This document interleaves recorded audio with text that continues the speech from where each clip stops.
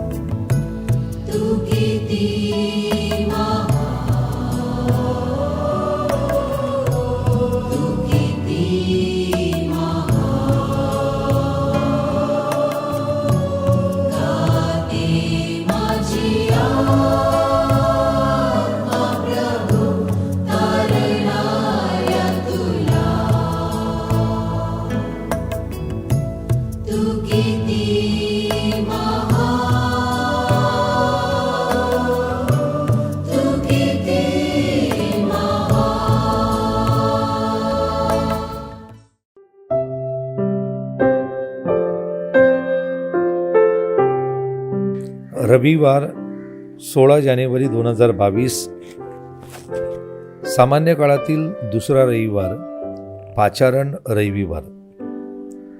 योहान लिखित शुभवर्तमानातून घेतलेले वाचन, अध्याय 2, वचन संख्या 1 पासून 12 पर्यंत. गालिलातील काना येथे एक लग्न होते आणि येशूची आई तेथे होती. येशूला आणि त्याच्या शिष्यांनाही लग्नाचे आमंत्रण होते. मग द्राक्षरस संपला तेव्हा येशूची आई त्यांना म्हणाली, त्यांच्याजवळ द्राक्षरस नाही. येशू तिला म्हणाला, बाई, यांच्याशी तुझा माझा काय संबंध? माझी वेळ अजून आली नाही. त्याची आई चाकरांना म्हणाली, हा तुम्हाला जे काही सांगेल ते करा. तेथे पाण्याचे 6 दगडी रांजण यहुद्यांच्या शुद्धीकरणाच्या रीतीप्रमाणे ठेवलेले होते. त्यात 2-3 मन पाणी मावेल असे ते होते. येशू त्यास म्हणाला, रांजण पाण्याने भरा. आणि त्याने काठोकाठ भरले. मग त्याने त्यास सांगितले, आता त्यातले काढून भोजन कारभाऱ्याकडे न्या. तेव्हा त्याने ते नेले. द्राक्षरस बनलेले पाणी भोजन कारभाऱ्याने जेव्हा चाकले, तेव्हा भोजन कारभारी वराला बोलावून म्हणाला, प्रत्येक मनुष्य पहिल्याने चांगला द्राक्षरस वाढतो आणि लोक यथेच्छ प्याले की मग नीरस वाढतो. तू तर चांगला द्राक्षरस आतापर्यंत ठेवला आहे. येशूने गालिलातील काना येथे आपल्या चिन्हांचा हा प्रारंभ करून आपला गौरव प्रगट केला आणि त्याच्या शिष्याने त्याच्यावर विश्वास ठेवला. त्यानंतर तो, त्याची आई, त्याचे भाऊ आणि त्याचे शिष्य खाली कफरनहूमास गेले, परंतु तेथे फार दिवस राहिले नाही. प्रभूचे हे शुभवर्तमान. हे ख्रिस्ता, तुझी स्तुती असो. चिंतन. परमेश्वर आणि इस्रायल लोक यांच्यामधील नातेसंबंधासाठी बायबलमध्ये विविध प्रतिमा व प्रतीके वापरण्यात आलेली आहे. मेंढपाळ व मेंढरे, राजा व प्रजा, पिता व लेकरे, निर्माता व निर्मिती, पती व पत्नी. त्यापैकी पती व पत्नी हे प्रतीक वापरून होशेयासारखा संदेष्टाने परमेश्वर व इस्रायल यांच्यातील करार संबंध हा विवाह साक्रामेंतासारखा आहे असे दर्शविण्याचा प्रयत्न केला. मूर्तिपूजा हे व्यभिचारासारखेच पाप आहे, कारण मूर्तिपूजेमध्ये आपला पती असलेल्या परमेश्वराला सोडून इस्रायल ही वधू इतर देवतांची पूजा करीत होती. परमेश्वराला ही पूजा खपणारी नव्हती. त्याने नैसर्गिक साधन संपत्ती आखडून धरण्याचा प्रयत्न केला. शेवटी त्याने लोकांना बाबिलोनच्या हद्दपारीत पाठवले. तिथे शुद्ध झालेली जनता येरुसलेमला परतल्यानंतर येरुसलेमचे मंदिर पुन्हा उभारण्यात आले. परमेश्वराशी असलेला प्रेमाचा नातेसंबंध पुन्हा नव्याने कार्यरत झाला. या पार्श्वभूमीवर आजच्या उपासनेतील 3 वाचने वाचली तर आपल्याला पुढील 3 मुद्द्यांवर चिंतन करता येईल. 1. परमेश्वर आपला प्रेम करार सदा स्मरतो. नवरा जसा नवरीला पाहून हर्ष करतो, तसा परमेश्वर आपली वधू इस्रायल हिला पाहून आनंदित होतो, असे संदेष्टा यशाया आजच्या पहिल्या वाचनात जाहीर करतो. 2. हा प्रेम करार सार्वजनिक हितासाठी असतो. परमेश्वर मानवाशी जेव्हा प्रेम करार करतो तेव्हा तो केवळ एका व्यक्तीच्या वैयक्तिक लाभासाठी नसतो, तर तो संपूर्ण समाजाच्या ख्रिस्त सभेच्या हितासाठी असतो. आजच्या दुसऱ्या वाचनात नमूद केलेली पवित्र आत्म्याची दाने ही त्या व्यापक स्वरूपाच्या कराराची प्रतीके आहेत. 3. हा प्रेम करार ख्रिस्तामध्ये कळसाला पोहोचतो. ख्रिस्त सभा ही वधू आणि ख्रिस्त हा साक्षात वर आहे. तो आपल्या वधूसाठी आपले सर्वस्व अर्पण करतो. काना येथे लग्नसमयी पाण्याचा द्राक्षरस करून तो या प्रेम कराराला एक नवा अर्थ देतो. एकीकडे मानवाच्या अडचणी, दुसरीकडे परमेश्वराचे सामर्थ्य, या दोहोंना जोडणारा दुवा म्हणजे परमेश्वराचा पुत्र प्रभू येशू ख्रिस्त. त्याच्या केवळ उपस्थितीने मानवाच्या समस्यांचे ओझे हलके बनते. आत्मपरीक्षण. परमेश्वराचे माझ्याशी असलेले नाते सूचित करण्यासाठी मी कोणते प्रतीक वापरू शकेन? हे नाते भक्कम करण्यात कोणकोणत्या गोष्टी अडथळा रूप ठरतात? त्यावर मात करण्यासाठी मी काय काय करू शकेन? नवीन कराराची प्रस्तावना किंवा नवीन कराराची तोंड ओळख या अधिवेशनासाठी आपणा सर्वांचं स्वागत आहे. मित्रांनो, जुन्या करारातील एकूण 46 पुस्तकांचा आपण अभ्यास केल्यानंतर आपण आता नवीन कराराकडे वळणार आहोत आणि या नवीन करारामध्ये जी एकूण 27 पुस्तकं आहेत, या नवीन करारातील 27 पुस्तकांची थोडक्यामध्ये माहिती मिळवून घेण्याचा प्रयत्न करणार व विशेषतः आजच्या या अधिवेशनामध्ये, या प्रस्तावनेच्या भागामध्ये ही नवीन करारामध्ये जी 27 पुस्तकं आहेत त्याची मुख्य जी भाषा आहे ही ग्रीक भाषा आहे. परंतु या भाषेबरोबर अरामिक या भाषेचा देखील या नवीन करारातील पुस्तकावरती प्रभाव पडलेला आहे. साधारण या पुस्तकांचा जो लेखन काळ आहे, हा लेखन काळ 51 पासून तर 110 या वर्षामध्ये ही पुस्तकं लिहिली गेलेली आहेत. या पुस्तकांची विभागणी मी एकूण 6 टप्प्यामध्ये तुमच्यासमोर सादर करीत आहे. पहिला जो टप्पा आहे तो पुस्तकाची विभागणी आहे. त्याच्यानंतर दुसरा जो टप्पा आहे लेखन प्रक्रिया, म्हणजे ही पुस्तकं कशा प्रकारे लिहिली गेली. तिसरा जो टप्पा आहे प्रारंभीचा ख्रिस्त सभेचा इतिहास. चौथा टप्पा नव्या करारातील लिखाणाची गरज का भासली. तदनंतर 5व्या टप्प्यामध्ये आपण या पुस्तकांची जी भाषा आहे, लँग्वेज, याच्यावरती अभ्यास करणार आणि मग शेवटी पुस्तकांची थोडक्यामध्ये आजच्या दिवशी आपण ओळख करण्याचा प्रयत्न करणार आहोत. आता आपण पहिल्या टप्प्याकडे जाऊया आणि पहिला जो भाग आहे तो नवीन करारातील पुस्तकांची विभागणी. मित्रांनो, नवीन करारातील पुस्तकांची विभागणी ही एकूण 6 टप्प्यामध्ये केलेली आहे आणि हे 6 टप्पे म्हणजेच पहिला भाग शुभवर्तमान. याच्यामध्ये एकूण 4 शुभवर्तमान आहेत. मत्तेलिखित शुभवर्तमान, मार्कलिखित शुभवर्तमान, लूकलिखित शुभवर्तमान आणि शेवटी योहानाचं शुभवर्तमान. दुसरा जो भाग आहे तो आहे प्रारंभीच्या ख्रिस्त सभेचा इतिहास. आणि या प्रारंभीच्या ख्रिस्त सभेच्या इतिहासामध्ये एकच पुस्तक आहे आणि ते म्हणजे प्रेषितांची कृत्य. म्हणजे प्रेषितांनी केलेली जी चांगली कामं आहेत, कृत्य आहेत, ही ह्या पुस्तकामध्ये लिहिली गेलेली आहेत. तिसरा जो टप्पा आहे तो तिसरा टप्पा संत पौलची पत्र. संत पौलची पत्र ही एकूण 13 आहेत आणि या 13 पत्रकाची विभागणी ही 4 टप्प्यामध्ये करण्यात आलेली आहे. पहिला जो भाग आहे तो आद्य पत्र आणि ही आद्य पत्र मुख्य 2 आहेत. थेसलनिकरास पहिलं पत्र आणि थेसलनिकरास दुसरं पत्र. तदनंतर दुसरा जो भाग आहे तो प्रमुख पत्र आणि या प्रमुख पत्रामध्ये एकूण 4 पुस्तकं आहेत.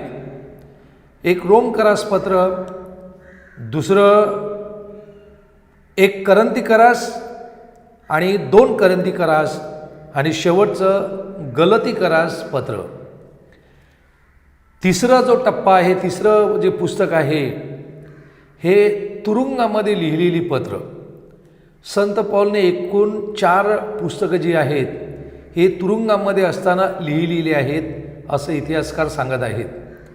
इफिसीकरास पत्र, फिलिपीकरास पत्र, कलस्सेकरास पत्र आणि फिलोमेनाला दिलेलं पत्र. आणि शेवटी या संत पौलच्या पत्रामधील शेवटचा जो भाग आहे, शेवटचा 4था टप्पा जो आहे तो म्हणजे पालखीय पत्र. आणि एकूण 3 पालखीय पत्र आहेत. 1 व 2 तिमोथी व तीता. आणि अशा प्रकारे हा जो तिसरा जो भाग आहे संत पौलची पत्र, ही 13 पत्र अशा प्रकारे याचं विभाजन करण्यात आलेलं आहे. पुस्तकांच्या विभागणीमधील आपण जो चौथा टप्पा आहे तो चौथा टप्पा म्हणजे अनामिक पत्र, आणि हे अनामिक पत्र इब्रू लोकासपत्र या गटामध्ये पडत आहे. बऱ्याचदा लोकांचं कन्फ्युजन होतं की इब्रू लोकासपत्र हे संत पौलचं पत्र आहे की अन्य पत्र आहे. आणि म्हणून या ठिकाणी आपण या अभ्यासक्रमामध्ये विशेषतः नंतर जेव्हा संत पौलची पुस्तकं एक फादर आपल्यासमोर जेव्हा शिकवतील तेव्हा त्याच्यामध्ये इब्रू लोकासपत्र आपल्याला हे कशा प्रकारे आहे, कोणी लिहिलेलं आहे याची सविस्तर माहिती देण्यात येणार आहे. तदनंतर पाचवा जो टप्पा आहे तो कॅथलिक किंवा विश्वव्यापी पत्र, आणि ही जी कॅथलिक पत्र आहेत ही एकूण 7 कॅथलिक पत्र आहेत. याकोबाचं पत्र, यहुदाचं पत्र, तदनंतर पहिलं, दुसरं आणि तिसरं योहानाचं पत्र, आणि शेवटी संत पेत्राची 2 पत्र. आणि शेवटचा जो टप्पा आहे तो शेवटचा टप्पा म्हणजे दृष्टांताचं पुस्तक.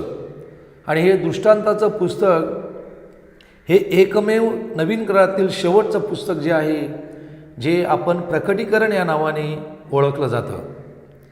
अशा प्रकारे या पुस्तकांची विभागणी या 6 गटामध्ये किंवा 6 टप्प्यामध्ये करण्यात आलेली आहे. आपण दुसऱ्या टप्प्याकडे जात आहोत, आणि तो दुसरा भाग आहे लेखन प्रक्रिया किंवा नवीन करारातील पुस्तके ही कशी लिहिली गेली या विषयाकडे आता आपण येऊया. तर माझ्या प्रिय मित्रांनो, प्रभू येशू ख्रिस्ताच्या स्वर्गारोहणानंतर प्रेषितांनी पवित्र मरियेसह मांडीवरच्या खोलीमध्ये 9 दिवस पवित्र आत्म्याचा नोवेना साजरा केला. त्यानंतर त्यांच्यावर परमेश्वराचा पवित्र आत्मा अवतरला. त्याच्या प्रेरणेने संत पीटरने जे पहिलं प्रवचन केलं, आणि हे पहिलं प्रवचन प्रेषितांचे कृत्य अध्याय 2 वचन 14 आपण याचं सविस्तर हे प्रवचन संत पीटरने लोकांना दिलं. आणि या प्रवचनाचा प्रभाव एवढा पडला, लोकांवरती एवढा प्रभाव पडला की ह्या प्रवचनामुळे जवळजवळ 3000 लोकांनी हा येशू ख्रिस्तामध्ये बाप्तिस्मा घेऊन प्रारंभीच्या ख्रिस्त सभेमध्ये त्यांनी प्रवेश केलेला आहे असं आम्हाला सांगितण्यात आलेलं आहे.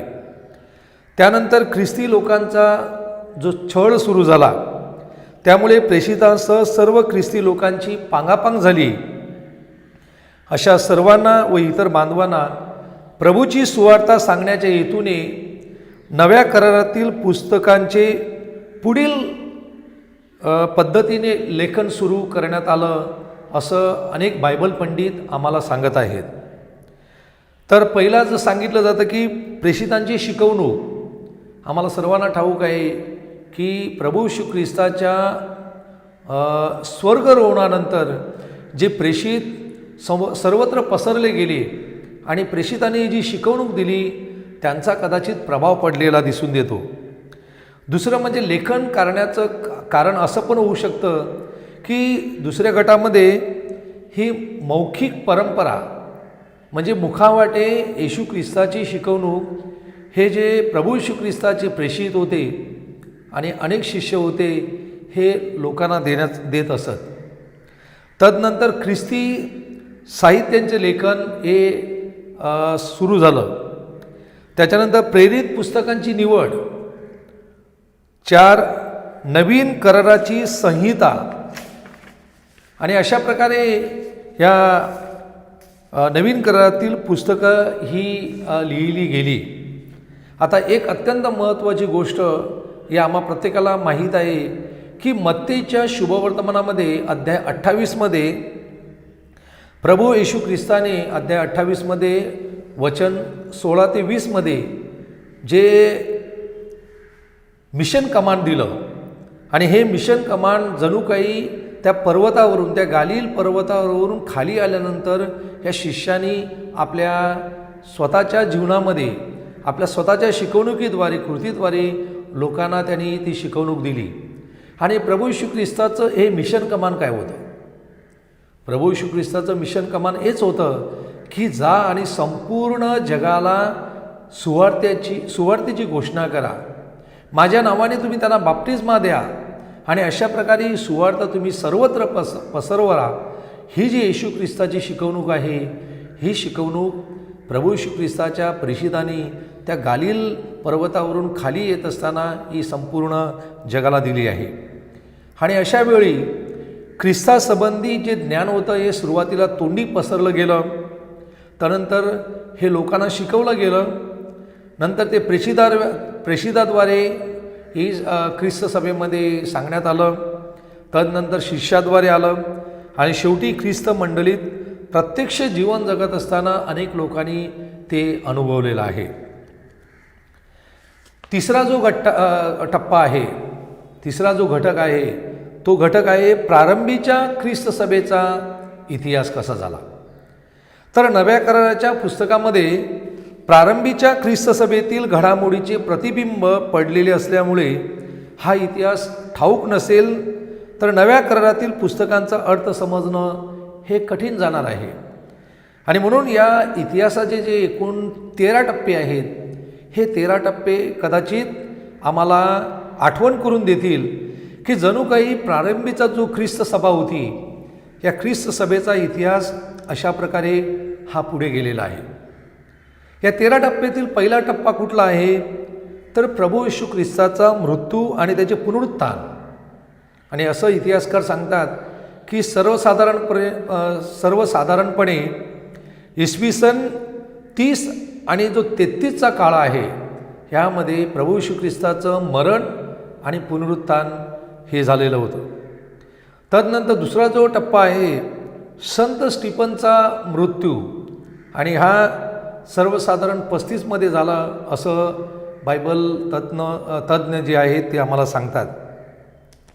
संत स्टीफनच्या मृत्यूनंतर संत पॉलचं परिवर्तन, आणि हे संत पॉलचं जे परिवर्तन आहे विशेषरित्या आपण प्रेषितांचे कृत्य या पुस्तकामध्ये अधिक शिकणार आहोत की संत पॉलचं परिवर्तन साधारण इसवी सन 36मध्ये झालं.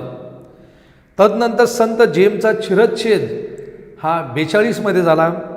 येरुशलेमची धर्मसभा जी आहे, म्हणजे जो सुन्नतेचा प्रश्न होता, याचा जो काळ आहे हा 49.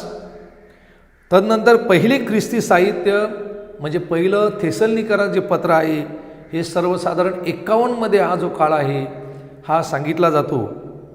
तदनंतर 7वा जो टप्पा आहे पहिले ख्रिस्ती शुभवर्तमान, आणि अनेक बायबल तज्ज्ञांच्या शिकवणुकीनुसार त्यांच्या मतानुसार असं सांगण्यात आलं आहे की पहिलं ख्रिस्ती जे शुभवर्तमान आहे हे संत माघ, आणि साधारण त्याचा जो काळ आहे हा 55 ते 70मध्ये आपणास सांगण्यात आलेला आहे. 8वा जो मुद्दा आहे तो संत पीटर आणि संत पौल यांचं हुतात्मा, म्हणजे त्याने जे मरण सहन केलं, त्यांना मारण्यात आलेलं आहे, हा जो काळ आहे हा 64 ते 67मध्ये आहे. 9वा मुद्दा येरुशलेमच्या मंदिराचा पाडाव झाला, साधारणपणे 70मध्ये तो काळ सांगितला आहे. तदनंतर ख्रिस्ती यहुदियामध्ये फूट पडली, हा 73चा काळ आहे. संत मत्तेय लूक यांच्या शुभवर्तमानाचे लेखन सर्वसाधारण जे पूर्ण झालं ते 80 आणि 90मध्ये. तदनंतर 12वा जो मुद्दा आहे जामनिया म्हणजे तेल अवीवची जी परिषद भरली ती साधारण 90मध्ये. आणि शेवटी ख्रिस्त सभेच्या इतिहासातील हा जो शेवटचा जो टप्पा आहे ते संत योहानाच्या पुस्तकाचं लेखन, म्हणजे त्याच्यामध्ये त्यांनी लिहिलेलं शुभवर्तमान, योहानाची 3 पत्र आणि विशेषतः प्रकटीकरण, ह्याचा जो कालखंड आहे हा साधारण 95 ते 110 अशा प्रकारे सांगण्यात आलेला आहे. 4था मुद्दा,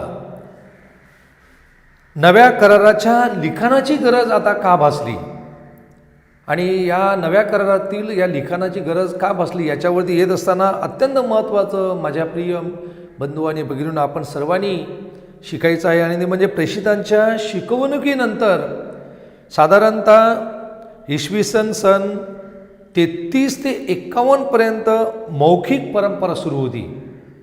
आता आम्हाला सर्वांना हेच सांगण्यात आलेलं आहे की साहजिकच सुरुवातीला कदाचित कोणी लिहिलं नसेल, वाचलं नसेल, आणि म्हणूनच ही जी परंपरा, जी पहिली परंपरा जी होती मौखिक, ही मुखावाटे तोंडावाटे तोंडी हे प्रभू येशू ख्रिस्ताची शिकवणूक होती, ही अनेक लोकांना अनेक ठिकाणी देण्यात येत होती.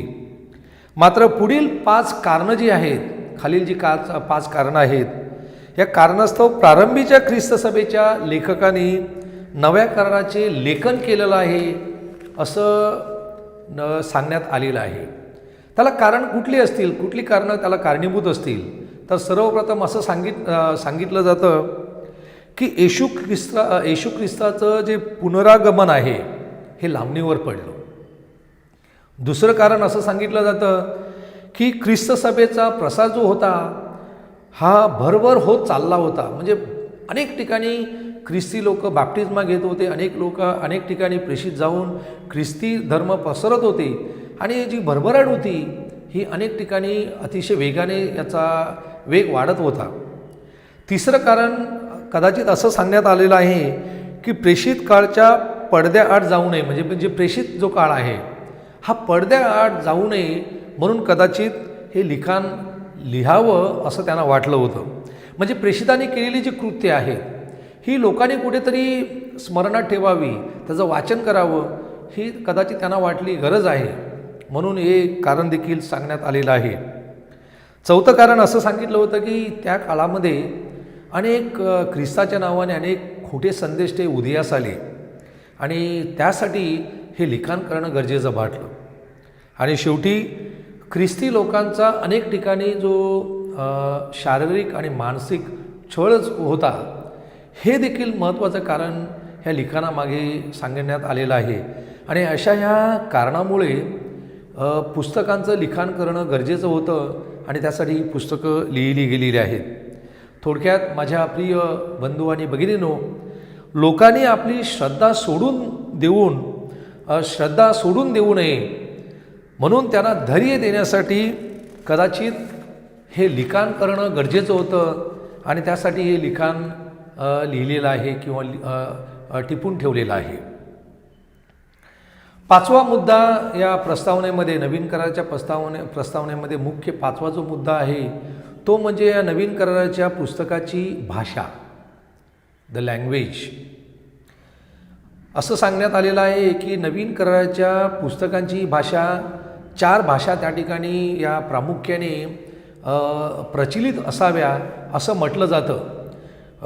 इब्री भाषा, ग्रीक भाषा, त्याच्यानंतर अरामिक भाषा जी विशेषरित्या प्रभू येशू ख्रिस्ताची भाषा आहे असं म्हटलं जातं, आणि शेवटची लॅटिन भाषा.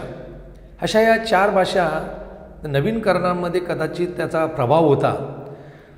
परंतु अरामिक ही जी भाषा जर आपण बघितली तर अरामिक भाषा ही सर्वसामान्य लोकांची भाषा होती.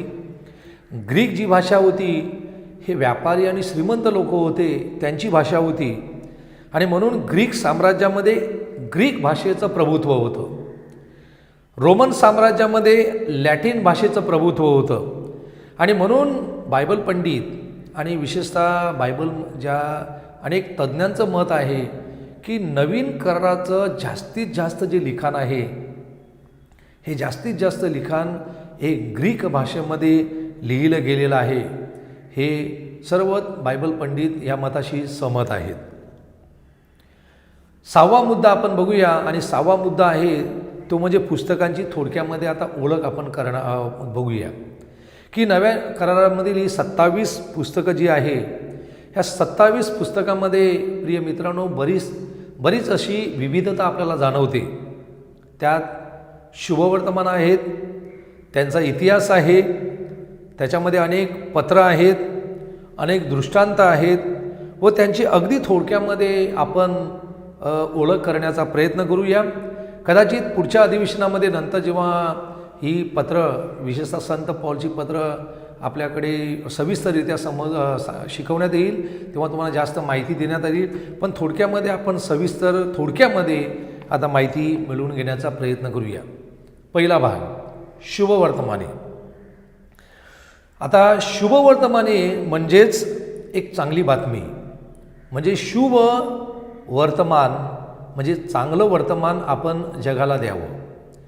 युद्धात विजयी झालेल्या राजांच्या विजयाची बातमी घेऊन त्याचे दूत त्याच्या आगमनाआधी त्याच्या राज्यात जायचे. आणि हे खरं आहे, एखादा युद्धामध्ये एखादा राजाचा विजय झाल्यानंतर ही चांगली बातमी त्या काळामध्ये ही लोक आपण सुरुवातीला राजाच्या अगोदर जाऊन गावामध्ये ती पसरत होते, लोकांना सांगत होते. आणि त्याच्या स्वागतासाठी लोकांनी तयारी करावी, म्हणजे तो येणार आहे त्याची तयारी करावी, असं देखील त्यामागचं एक कारण असावं. पाप, दुःख, मरण यावर विजय झालेल्या प्रभू येशूचे शिष्य देखील त्याचे शुभवर्तमान घेऊन जगाच्या कानाकोपऱ्यामध्ये गेले. आणि त्यापैकी संत पीटरने रोम येथे जी प्रवचनं दिली ती त्यात शिष्य मार्क याने लिहून काढली. आणि विशेषतः पॉल आणि संत पीटर यांचं जे कार्य असेल, आणि विशेषतः पीटर आणि इतर शिष्यांचं कार्य हे जास्तीत जास्त हे शुभवर्तमानामध्ये लिहिलं गेलेलं आहे. येशूच्या उद्गाराचा संग्रह या नावाने उपलब्ध होता. या दोन संदर्भाच्या आधारे संत मत्ते आणि लूक यांनी आपापली शुभवर्तमानं लिहिली. आणि त्यामुळेच या शुभवर्तमानामध्ये साम्य आणि भेद ठळकपणे आपल्याला जाणवतात. संत योहानाची धाटणी किंवा मात्र मत्ते, मार्क आणि लूक या शुभवर्तमानापेक्षा वेगळी आहे. आपण जर सविस्तररित्या एखादं शुभवर्तमान वाचत राहिलो तर आपल्याला कुठेतरी साम्य दिसणार आहे की पहिली जी 3 शुभवर्तमानं आहेत, मत्ते, मार्क आणि लूक, यांना समदर्शी शुभवर्तमान म्हटली जातात. यांच्यामध्ये बरंच साम्य आहे, याच्यामध्ये अनेक घटना आहेत, त्या पुन्हा पुन्हा त्या ठिकाणी त्याचं लिखाण झालेलं आहे किंवा वाचनास आपल्याला येतात. मात्र या 3 शुभवर्तमाना व्यतिरिक्त योहानाचं जे शुभवर्तमान आहे हे फारच वेगळं आहे. त्याच्या नावावर एकूण 5 पुस्तकं आहेत. योहानाच्या नावावरती 5 पुस्तकं आहेत असं सांगण्यात आलेलं आहे. आणि विशेषतः आपल्याला ते सर्वांना माहीत असणं गरजेचं आहे. योहानाचं स्वतःचं शुभवर्तमान, त्याने 3 जी पत्र लिहिलेली आहेत, योहान 1, योहान 2, योहान 3 आणि शेवटी प्रकटीकरणाचं पुस्तक. आता ही शुभवर्तमानं जी आहेत, 4 जी शुभवर्तमानामध्ये आहे, 4 शुभवर्तमानं आहेत. या 4 शुभवर्तमानांना 4 प्रतीकं आहेत. आणि 4 प्रतीकं कुठली? सर्वसाधारण मत्ते जो शुभवर्तमान आहे, ह्या मत्ते शुभवर्तमानासाठी कुठलं प्रतीक वापरलं जातं तर माणूस, man. And man representing the humanity, म्हणजे माणुसकीचं तो नेतृत्व करतो. मार्कचं जे शुभवर्तमान आहे त्याच्यासाठी जे सिंबल प्रतीक वापरलेलं आहे ते आहे सिंह, लायन. आणि लायन रिप्रेझेंटिंग द रॉयल्टी. तिसरं जे शुभवर्तमान आहे ते आहे लूकचं शुभवर्तमान. आणि लूकच्या शुभवर्तमानासाठी जे प्रतीक वापरलं आहे ते ऑक्स किंवा बैल.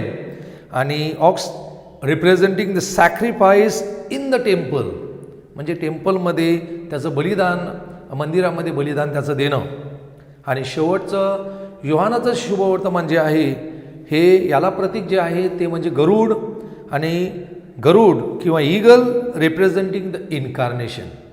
तर अशा प्रकारे ही पहिल्या भागामध्ये 4 शुभवर्तमानं आहेत. दुसरा जो भाग आहे पुस्तकाच्या विभागांमध्ये जो दुसरा भाग आहे आणि तो म्हणजे इतिहासाचं पुस्तक. प्रेषितांचे कृत्य या पुस्तकात प्रारंभीच्या ख्रिस्त सभेचा एकूण इतिहास लिहिलेला आहे. आणि म्हणूनच आपण ख्रिस्ती या नात्याने हा प्रारंभीचा जो इतिहास आहे हा इतिहास आपल्याला माहिती असणं हे अत्यंत आवश्यक आहे. संत लूकच्या शुभवर्तमानामध्ये अध्याय 1 वचन 3 आणि प्रेषितांच्या कृत्यामध्ये अध्याय 1 वचन 1 काय सांगते की यामध्ये जो थिहपील महाराजाचा उल्लेख केलेला आहे, या थिहपील महाराजांच्या नावावरून आम्हाला असं कुठेतरी सांगण्यात आलेलं आहे की 2 पुस्तकं जी आहेत, लूकचं शुभवर्तमान आणि प्रेषितांचे कृत्य शुभवर्तमान, ही दोन्ही पुस्तकं लूकने लिहिलेली आहेत असा निष्कर्ष काढण्यात आलेला आहे. या पुस्तकांचे 2 मुख्य भाग पडतात. पहिल्या भागामध्ये 1 ते 8 अध्याय आणि या 1 ते 8 अध्यायामध्ये प्रारंभीचा ख्रिस्त सभेचा उगम कसा झाला, म्हणजे ख्रिस्त सभा कशा प्रकारे जन्मास आली, त्याचा प्रसार कसा झाला आणि हा प्रसार होत असताना त्यांचा जो शारीरिक छळ सुरू झाला होता आणि विशेषतः तो त्याच्यामध्ये आपल्याला सर्वांना माहीत आहे, प्रेषितांच्या कृत्यामध्ये संत पौल हा ख्रिस्ती लोकांचा वारंवार छळ करायचा, त्याचं उदाहरण त्या ठिकाणी जाणवणार आहे. ह्याचं वर्णन आम्हाला या पहिल्या भागामध्ये आहे. तर दुसऱ्या भागामध्ये अध्याय 9 ते 28 मध्ये संत पौलचं परिवर्तन होतं आणि या परिवर्तनानंतर प्रसार कार्याचा व त्याच्या दुःख सणाचा वृत्तांत हा त्या ठिकाणी देण्यात आलेला आहे. तर अशा प्रकारे हे इतिहासाचं पुस्तक या ठिकाणी आहे. तिसरा जो भाग आहे तो तिसरा भाग म्हणजे संत पौलचं जीवन आणि त्याने ते कार्य केलेलं आहे ते कार्य. आणि म्हणून या ठिकाणी एकूण 13 पत्र जे आहे, संत पौलची जी 13 पत्र आहेत, ही 13 पत्र आपण आणखी पुढे अभ्यासक्रमामध्ये शिकणार आहोत.